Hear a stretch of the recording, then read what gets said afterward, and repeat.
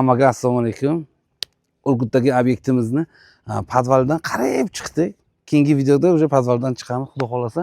Podushkani qo'yib, har bitta kolonnaning tagida stakan qo'yib, podushkam 1.20 bo'ldi.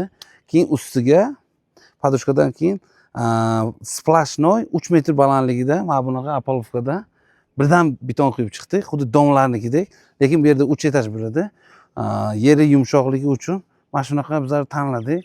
Nima deb o'ylaysizlar? Mana shunaqa splashnoy qilsak yaxshimi yo aden 1 metr chiqsa yaxshimi?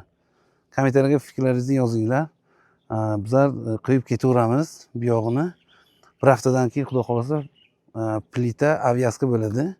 Birinchi etajga chiqib olamiz. Yana video qo'yib ketamiz. Hozir bizlar mana bunaqa apolovka ishlatyapmiz. Bu maxsus Koreyadan kelgan. Endi bizlarga ham shu hamma narsa bo'lyapti. Koreyadan kelgan mana shunaqa apolovka ishlatyapmiz.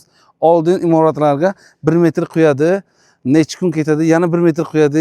U yaxshi svязка bo'lmasdi. Shuning uchun bizlar mana shu splashnoyni tanladik.